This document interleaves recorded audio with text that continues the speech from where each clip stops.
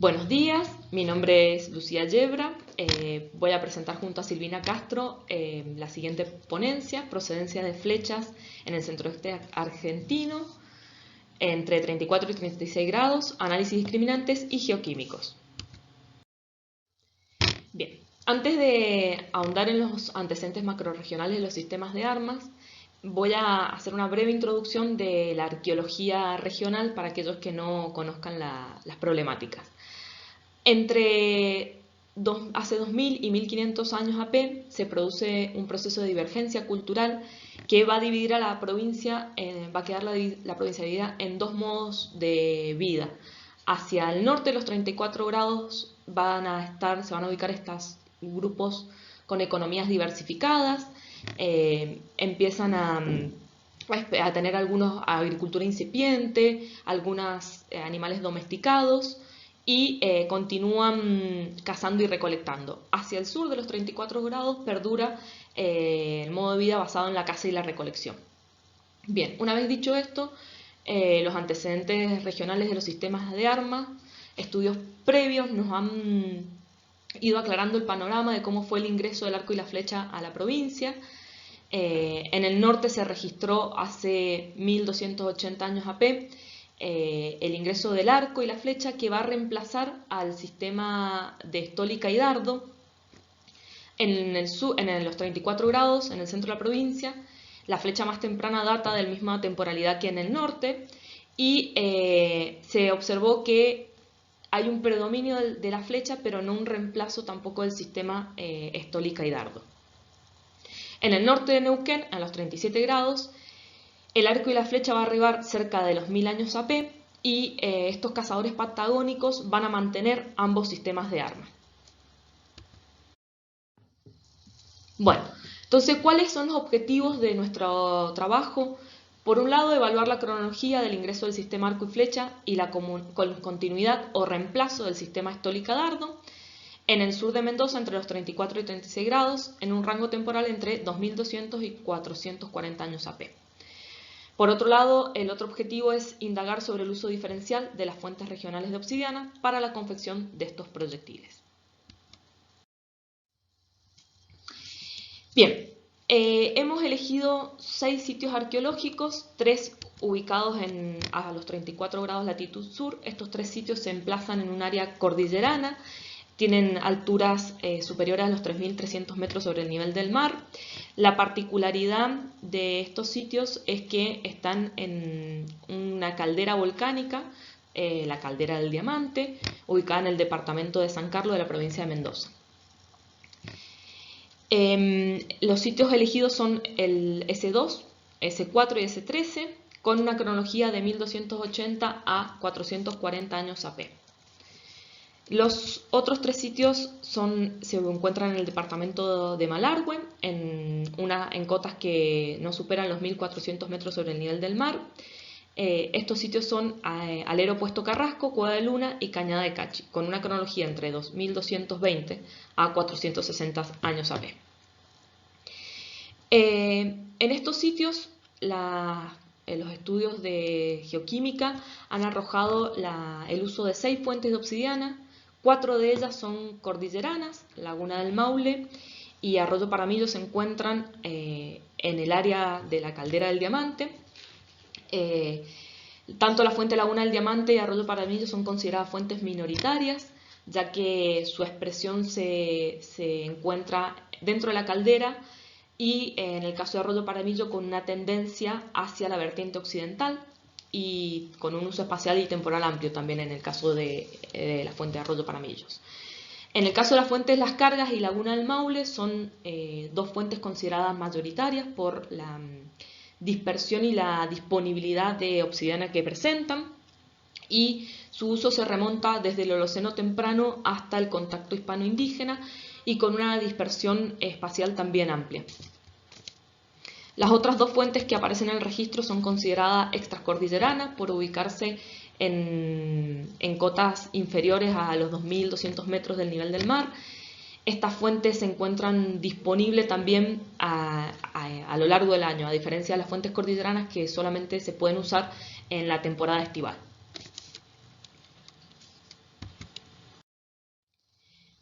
Los materiales y métodos empleados se tomaron como muestra 86 puntas de proyectil procedentes de estos 6 sitios arqueológicos con un rango cronológico entre 2200 y 440 años AP.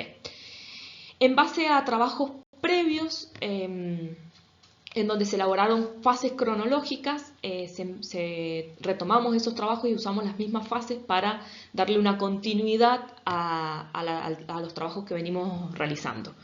Estas fases se comprenden de 3. La primera fase abarca los 2200 años a 1400 AP.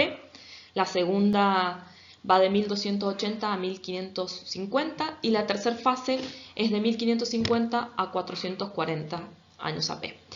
Estas fases fueron elaboradas en consideración a puntos de inflexiones que abarcan la historia cultural regional desde el norte de San Juan hasta el norte de Neuquén. Y en el cuadro que se ve a mi derecha, van a ver las fases cronológicas y los sitios con su total de puntas empleadas y XRF por fase. Bueno, en cuanto al análisis geoquímico, las fuentes de obsidiana fueron caracterizadas mediante 2 métodos. Uno es el análisis de activación neutrónica y la espectrometría de masa acoplada, de masa con plasma acoplado inductivamente. Ambos métodos son destructivos, entonces por eso las fuentes fueron analizadas con esa metodología, ya que permiten mayor precisión de la caracterización de las fuentes. En el caso de los artefactos y las puntas de proyectiles confeccionadas en obsidiana fueron discriminadas mediante fluorescencia de rayos X a partir de aparatos portátiles, como el que ven acá, que fueron transportados a la Universidad Nacional de Cuyo, donde se realizaron estos estudios en diferentes años. Entonces, ¿qué nos arrojan los resultados de estos análisis geoquímicos? Bueno, se observa que en el caso de los sitios emplazados en la Laguna del Diamante tienen un predominio mayor de las fuentes locales, Laguna del Diamante y Arroyo Paramillos. Por otro lado, en los sitios del sur se observa que la fuente predominante va a ser Laguna del Maule 1, que esto es concordante con los estudios regionales realizados. Y por otro lado, lo que también vemos en el cuadro es que la fuente de las cargas es la que se encuentra presente en casi todos los sitios, salvo Cañada de Cachi. Esta presencia también es coincidente con su disponibilidad temporal y espacial, ya que es una fuente que aparece desde el Holoceno temprano en los registros del sur de la provincia hasta el Holoceno tardío y con porcentajes como los que ven acá. En el caso del sitio 2, se observa que es mayor porcentaje porque es un solo elemento el que está representado. Bueno, en cuanto a los resultados por fase, algo que se ve en la figura es que la fuente Laguna del Maule 1 predomina en las 3 fases, en la fase 1, fase 2 y fase 3. En la fase 1 es donde mayor porcentaje tiene, con un 73%. En la fase 2 disminuye su porcentaje a un 50% y aparece en la fuente Arroyo Paramillos con un 25% y Laguna del Diamante con un 17%. Hacia la fase 3 se observa un incremento de la fuente Laguna del Diamante con un 31% y de la fuente de las cargas con un 15%. La fase 1 y la fase 2 son las que mayor diversidad de fuentes poseen, que también es concordante con los estudios macrorregionales de obsidiana, que han observado que hacia el 1500 y 1000 empiezan a haber una mayor diversidad de fuentes en los diversos sitios arqueológicos.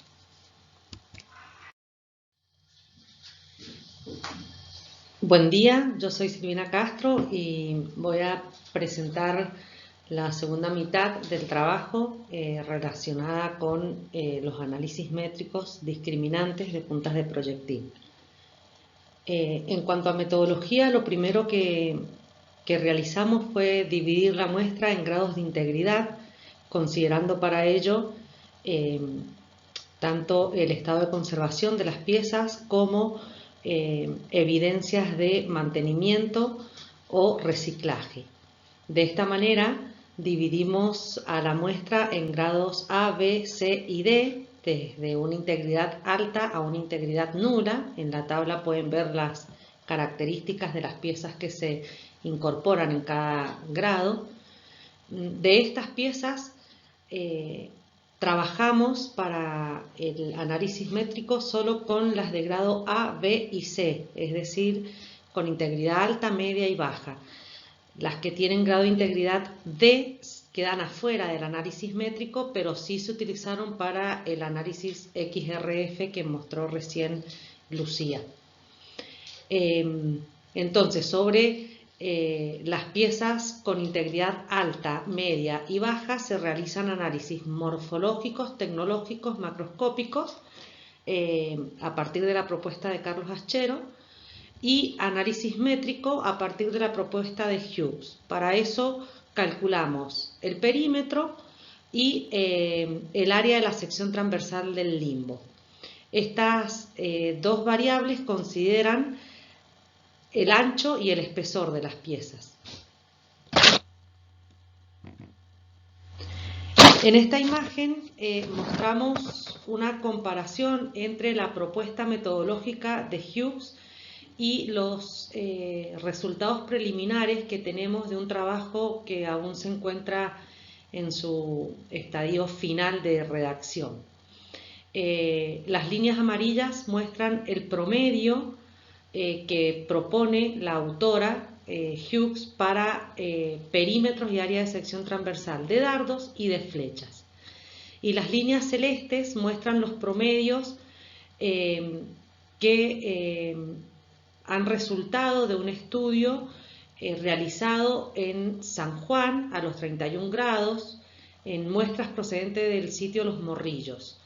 Estas muestras proceden de contextos fechados entre 8000 y 1000 años AP, pero sobre todo los dardos proceden de un contexto entre 8000 y 4000 años AP, vinculados a estólicas, también presencia de ganchos, de tomas de estólica y algunos dardos enmangados.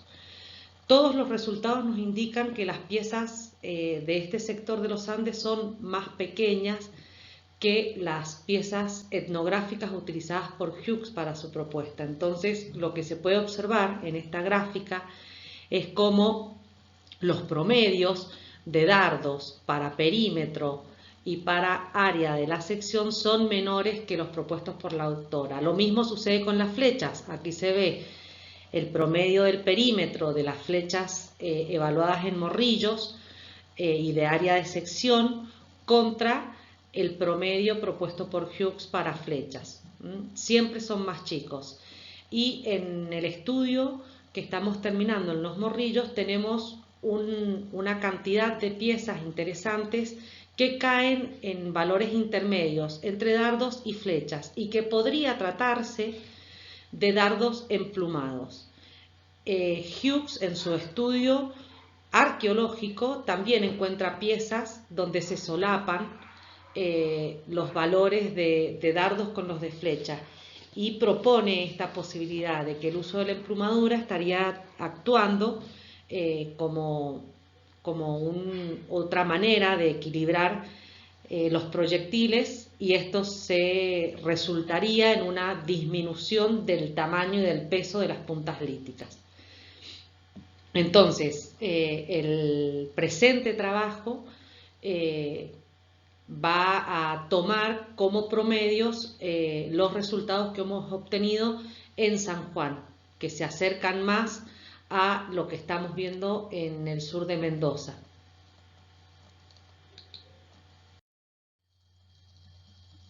En esta tabla podemos observar el estado general de la muestra. Como decía recién, la hemos dividido en grados de integridad que se pueden ver aquí arriba y como pueden ver, más de la mitad de las piezas presentan un grado de integridad nulo porque son piezas con reciclado o muy fracturadas que no nos permitieron realizar los estudios métricos. Entonces, trabajamos con este estudio sobre las piezas de grado A, B y C, que es un total de 36.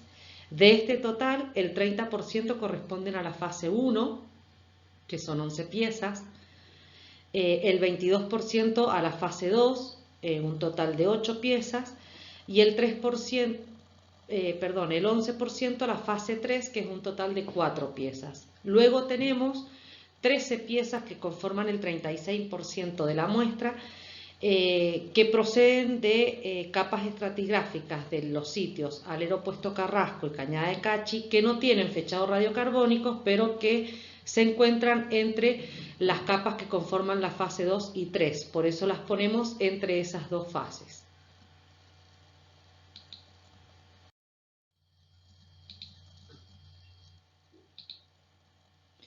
Bien, vamos a los resultados.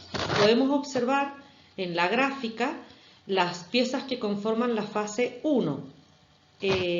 Aquí encontramos piezas con valores de perímetro y de área de sección altos y bajos, ¿sí? Podemos ver que estas 3 piezas están más cercanas a los valores de perímetro de los dardos sin emplumadura, y son las piezas más grandes de toda la muestra, no solo de esta fase. Estas 3 podrían tratarse de dardos sin emplumaduras. Vemos que se encuentran sobre el promedio de área de sección de lo que podrían ser dardos con emplumadura. Este desfasaje, digamos, en el área de la sección, o la presencia de piezas con área de sección más chicas que los promedios, estaría relacionada a la delgadez de todas las piezas. Esto lo van a ver que sucede en todas las fases y es algo que seguimos evaluando, pero aparentemente está relacionado a que se está trabajando sobre obsidiana y son en su mayoría piezas muy delgadas. Entonces, en esta fase encontramos estos 3 dardos sin emplumaduras, que los pueden observar aquí en la foto. Son los 3 de arriba, son piezas más anchas y más espesas que el resto de las que aparecen en la muestra. También tenemos 4 piezas con valores intermedios entre dardos y flechas, que son las que mencionamos como posibles dardos emplumados, y 4 piezas que caen por debajo o muy cercanas a los promedios, tanto de perímetro y de área de sección, de flechas.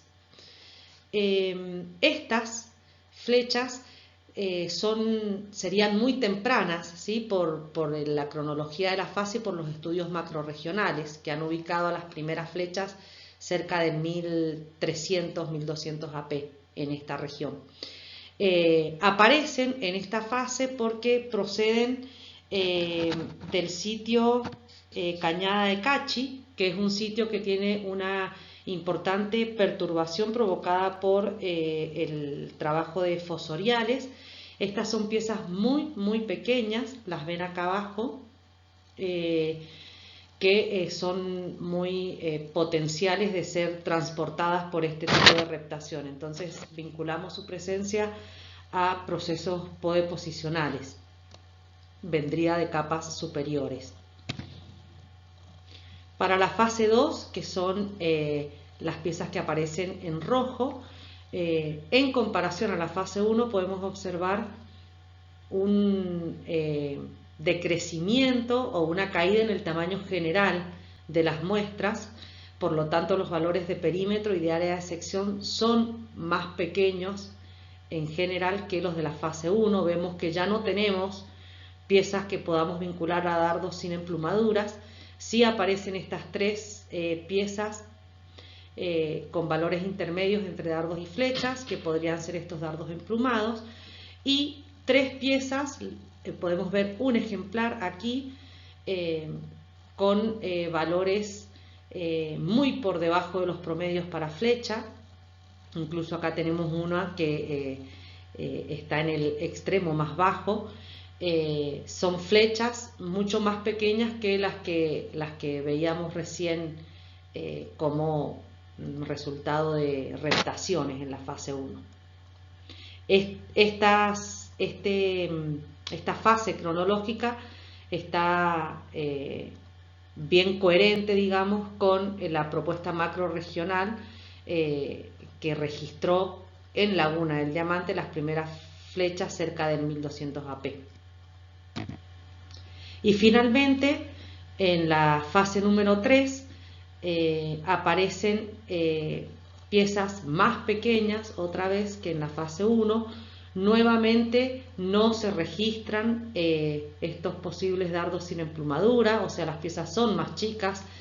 Tenemos solo dos elementos que podrían vincularse a estos dardos emplumados, bien cercanos al promedio de perímetro que estamos registrando para este tipo de piezas, pero muy delgadas, por lo tanto muy alejados del promedio de área de sección de dardos emplumados. Los pueden observar en la imagen, son estas piezas muy alargadas, muy finas y menos angostas que las que corresponderían a dardos sin emplumadura. Y también aparecen dos piezas cuyos valores las vinculan a flechas y pueden observar en la imagen una de ellas.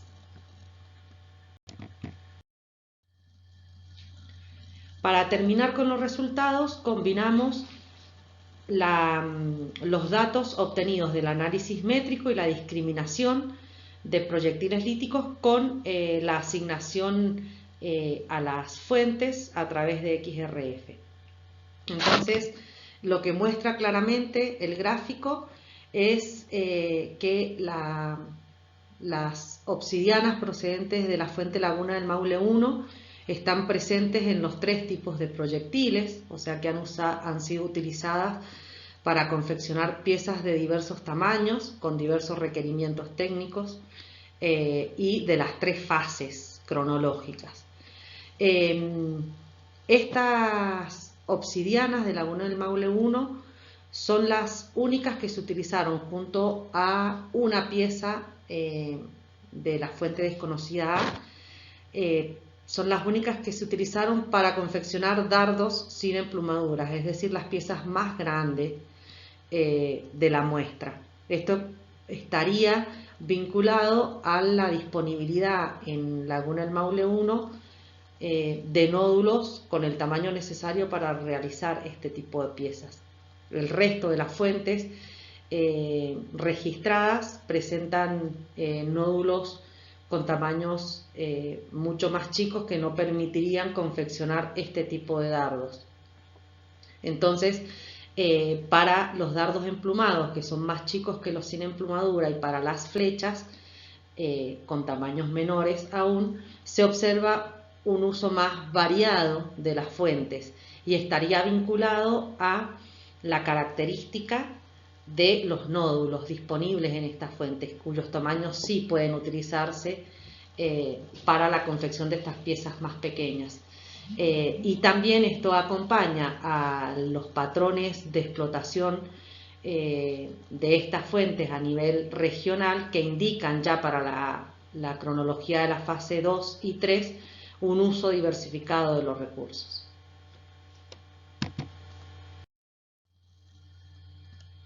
Para terminar, entonces, este trabajo nos está indicando que previo al 1400 AP se utilizaron como sistema de armas, se utilizó la estólica y el dardo. Para la confección de estos dardos se explotaron principalmente obsidianas de Laguna del Maule 1 por la disponibilidad de estos nódulos de mayor tamaño. Estas piezas de la fase 1 se encuentran en el sur mendocino, en el extremo de nuestra área de estudio, a los 36 grados sur, que es donde se ubica la fuente Laguna del Maule 1. Respecto a las flechas, hemos registrado la pieza más temprana en un contexto datado en 1210 años AP, procedente de la Laguna del Diamante a los 34 grados sur, lo cual es coincidente y coherente con la propuesta macrorregional que ha estudiado el ingreso de la flecha desde el norte de San Juan hasta el norte de Neuquén y muestra un descenso norte-sur de esta tecnología con posibles flechas en el sitio AR18 a los 29 grados sur al norte de San Juan, en dataciones de cerca de 3000 años AP. Luego este trabajo, que está en su etapa final de preparación, en el sitio Los Morrillos a los 31 grados sur, estarían apareciendo las primeras flechas en contextos fechados cerca de 2500 años AP. Y en el norte de Mendoza, a los 32 grados sur, aparece la primera flecha en un contexto de 1200 años AP. Por lo tanto, estas flechas tempranas en Laguna del Diamante con 1210 AP estarían dentro de la propuesta inicial. Estas piezas indicadas o discriminadas como flechas son muy pequeñas, muy livianas, sus valores de perímetro y de área de sección transversal están por debajo de los propuestos por Hughes. Son piezas muy chiquitas. Están presentes en todos los sitios que hemos evaluado en este trabajo y se confeccionaron en obsidianas procedentes de todas las fuentes estudiadas.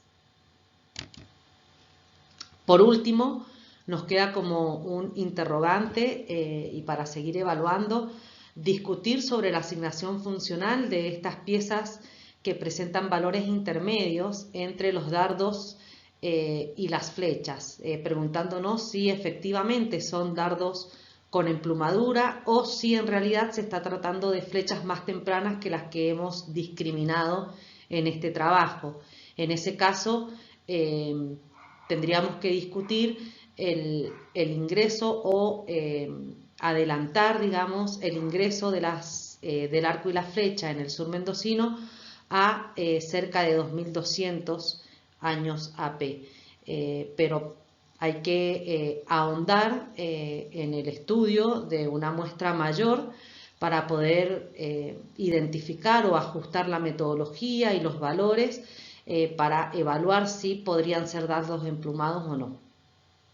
Con esto damos por finalizada nuestra presentación. Agradecemos la atención, agradecemos a la Fundación Gerda Henkel de Alemania y a CONICET, que son quienes han financiado los estudios necesarios para esta presentación, y a los organizadores del Congreso por la invitación y la aceptación del trabajo.